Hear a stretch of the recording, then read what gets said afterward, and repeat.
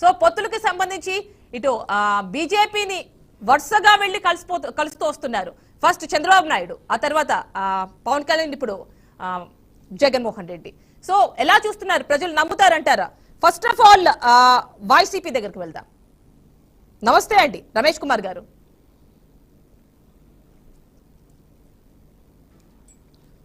మీ విపక్షాలన్నీ కలిసి ఒక్కటవ్వాలనుకుంటున్నాయి. చెప్పండి, మీ విపక్షాలన్నీ కలిపి ఒక్కటిగా అవ్వాలనుకుంటున్నాయి, మీకేం ప్రమాదం లేదా? ప్రజలు ఎంతవరకు నమ్ముతారు?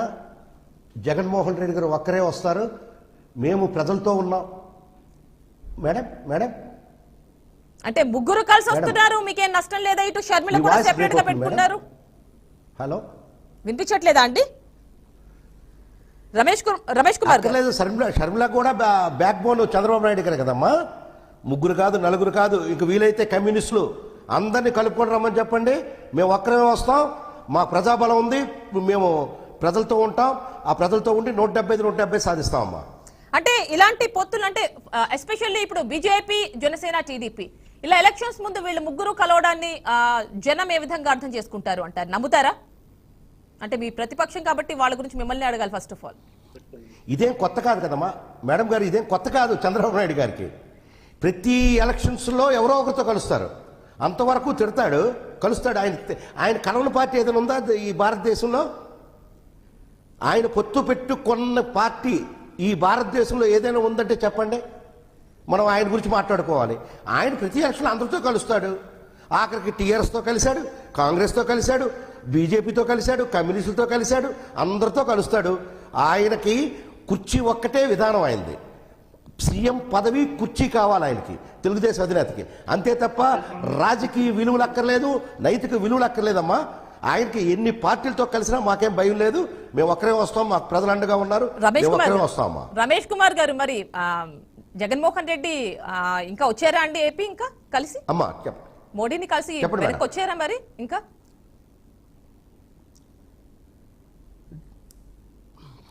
అది నాకు కరెక్ట్ గా ఇన్ఫర్మేషన్ లేదమ్మా.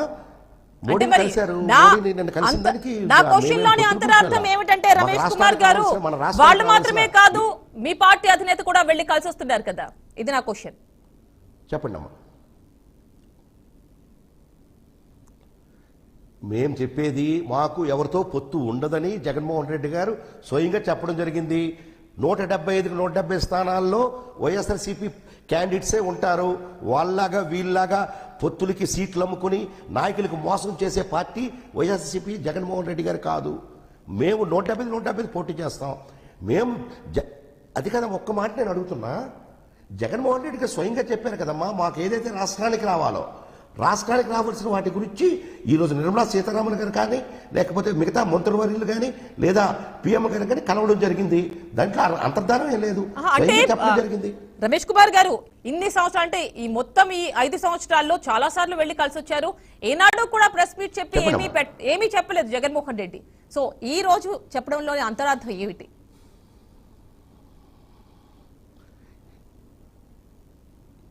ఎందుకు చెప్పలేదమ్మా? ప్రతిసారి ఆయన ప్రధానమంత్రి గారి కలిసేటప్పుడు ఒక్కరే వెళ్ళట్లేదు, ఆయన చుట్టూ ఒక 2-3 ఉంటున్నారు.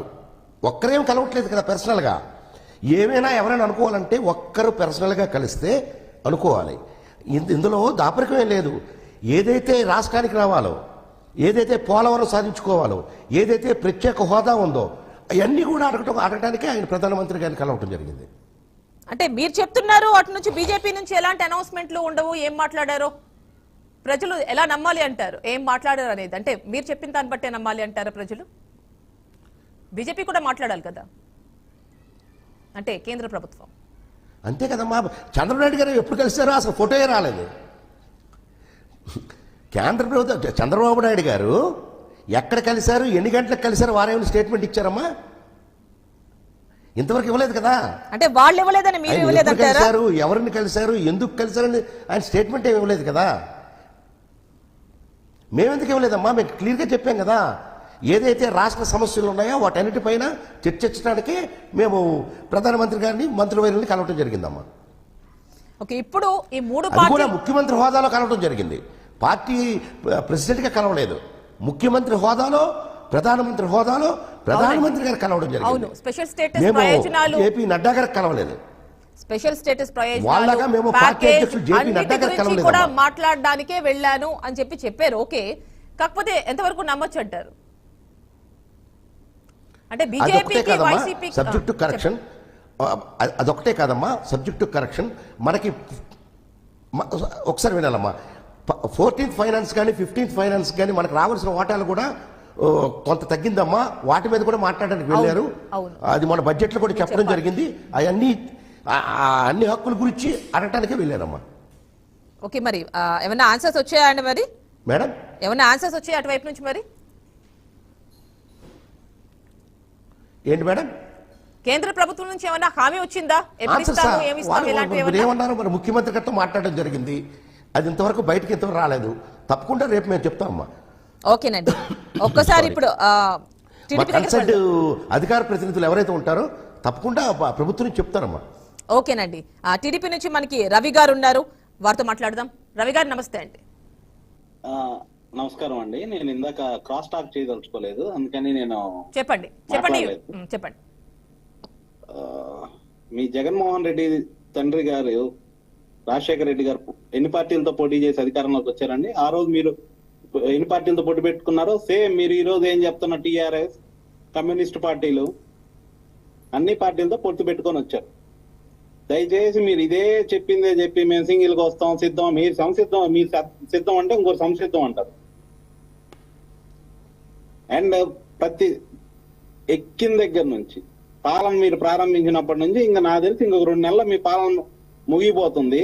ప్రతిసారి special status Polavaram, special status Polavaram. ఇప్పుడు కూడా పోలవరం గురించి కూడా మాట్లాడమంటున్నారండి రవి గారు. ఇప్పుడు కూడా కేంద్రంలో వెళ్ళారు కదా జగన్ టూర్ లో, దానిలో కూడా పోలవరం గురించి కూడా మాట్లాడమని చెప్తున్నారు కదా. అదేనండి, నేను యాక్చువల్ గా మిమ్మల్ని ఇంటర్ఫీర్ చేయదలుచుకోలేదు, లేకపోతే ఇందాకే చెప్పేవాడిని.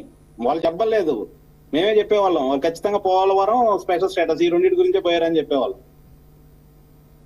అది డిఫాల్ట్ అండి. రవి గారు ముఖ్యమంత్రి గారు అది చెప్పలేదండి. ప్రతిసారి మళ్ళీ ప్రెస్ మీట్ పెట్టలేదు. మామూలుగా అక్కడి నుంచి బయటకు వచ్చిన తర్వాత అది డిఫాల్ట్ గా ఒకటి, అది కామన్. మీడియా వాళ్ళు కూడా అంత సీరియస్ తీసుకోవట్లా. పోలవరం స్పెషల్ స్టేటస్ కదా అడిగేది అని చెప్పేసి అదే రాసుకుంటున్నారు. రవి గారు, ఇప్పుడు మన టాపిక్ ఏంటంటే బీజేపీ, టీడీపీ, జనసేన ఈ మూడు కూడా ఎలక్షన్స్ టైంలో ఇప్పుడు మళ్ళీ జతకట్టాయి, కూటమిలోకి వెళ్ళాయి. ప్రజలు ఏ విధంగా అర్థం చేసుకుంటారంటారు? అంటే ఇక్కడ ఇంకో క్వశ్చన్ కూడా ప్రజలందరూ కూటమికి సపోర్ట్ చేస్తారండి. ఎటువంటి ఇబ్బంది ఉండదు. రాష్ట్రంలో ఎటువంటి పాలన నడుస్తుందో ప్రతి ఒక్కరూ తెలుసండి. ముఖ్యంగా విద్యావంతులకి, విజ్ఞులకి ప్రతి ఒక్కరూ తెలుసండి పరిస్థితులు ఈ రోజు ఎలా ఉన్నాయి, రాష్ట్రంలో ఏందనేది. ఇప్పుడు ఆంధ్రప్రదేశ్ రాష్ట్రంలో ఉన్న పరిస్థితుల దృష్ట్యా ఈ పొత్తుని ప్రతి ఒక్కరు స్వాగతిస్తారండి. దీంట్లో ఎటువంటి ఇబ్బంది ఉండదు. రవి గారు, ఇక్కడ ఒక పాయింట్ ఏంటంటే రాష్ట్రంలో 1% ఓట్ షేర్ కూడా లేని బీజేపీతో కలవాల్సిన పరిస్థితి ఎందుకు వచ్చింది? ఏమిటి? కరెక్ట్ గా వచ్చారండి. ఈ సంవత్సరం మనం తీసుకున్న అప్పులు ఎంత అండి? ఇప్పటి వరకు మన రాష్ట్రం కొన్న అప్పుల గురించి మాట్లాడతారట. 3,60,000 కోట్లు వాళ్ళ 5 సంవత్సరాలు. నేను మీకు కింద చెప్పాను, మీరు మాట్లాడేటప్పుడు నేను క్రాస్ టాక్ చేయట్లేదు, ఇంటర్ఫియర్ చేయట్లేదు. మీరు ప్లీజ్, నేను మీకు కింద చెప్పాను, మీరు మాట్లాడేటప్పుడు నేను క్రాస్ టాక్ చేయలేదు. మేడం గారిది లేదేమో, మేడం గారిది లేదేమో. ఒక నిమిషం, అదే చెప్తున్నా, నేను చెప్తున్నా, తెచ్చినప్పు నన్ను లెట్ మీ కంప్లీట్ అండి. 3,60,000 కోట్లు ఈ రోజు రమేష్ గారు, మీరు చెప్పేది ఒక లెక్క ఉంది, బయట నుంచి చెప్పేది ఇంకో లెక్క ఉంది. ఒక్క నిమిషం అండి, నేను అదే చెప్తున్నాను. అన్ని మొత్తం లెక్క కూడా చెప్పట్లేదండి. ఈ సంవత్సరం మనం తీసుకున్న అప్పులు ఎంత తెలుసా? చెప్పండి, మీకు ఐడియా ఉంటే చెప్పండి. మీరు ఆల్రెడీ ఎప్పుడో క్రాస్ చేసేసారు, లిమిట్ క్రాస్ చేసి. అదే చెప్తున్నా కదండి, 2014-19 వరకు 3,60,000 సాధించాలంటే కేంద్రం అంటే రవి గారు, రమేష్ గారు, అంటే ఒక లెక్క అంటూ ఇక్కడ ఒకటి ఉందండి. మీ పార్టీ ఒకటి చెప్తోంది, ఆ పార్టీ ఒకటి చెప్తోంది. మామూలుగా ఉమ్మడిలో ఉన్నప్పుడు ఒక 2 లక్షలు, 1,50,000 కోట్ల వరకు. ఆ తర్వాత టీడీపీ వచ్చిన తర్వాత ఒక 3 లక్షల కోట్లు అన్నారు. ఇప్పుడు వైసీపీ గవర్నమెంట్ లో 10 లక్షల కోట్లు దాటేసింది అనేది చెప్తున్నారు. ఎవరి మాట నమ్మాలి?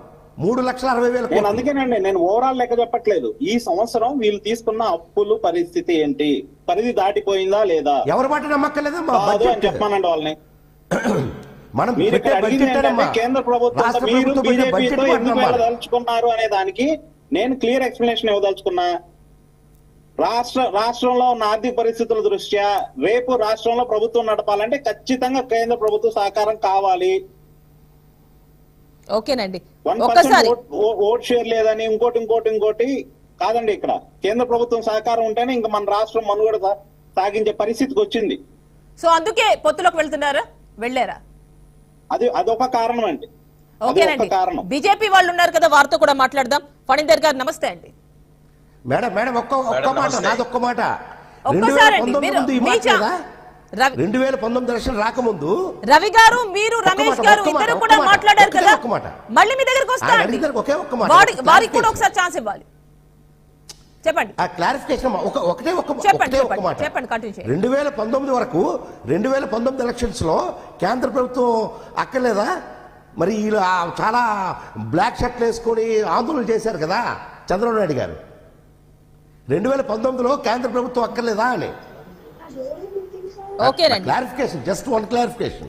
ఓకేనండి, ఈ సంవత్సరం ఫణీందర్ గారితో మాట్లాడండి. ముందు 2,000 కోట్ల కేంద్ర ప్రభుత్వం అవసరం లేదా? కోట్ల రూపాయలండి కేవలం 10 నెలల్లో. ఇంకా ఒక 2 నెలలు మిగిలే ఉందండి. 10 నెలల్లో వీళ్ళు తెచ్చింది 1,02,300 కోట్లండి. ఓకేనండి, బీజేపీ వారి దగ్గరికి వెళ్దాం. ఫణీందర్ గారి దగ్గరికి. ఓకే, అప్పుడు గురించి తర్వాత మాట్లాడతాం. ముందు రమేష్ మీరు రమేష్ గారు, రవి గారు ఒక్క నిమిషం అండి. లేదా పరిస్థితి చెప్పండి కాదని. రవి గారు, బాబు, రవి గారు, రమేష్ గారు అడిగింది బీజేపీ వారికి కూడా ఛాన్స్ ఇద్దాం ఒక్కసారి.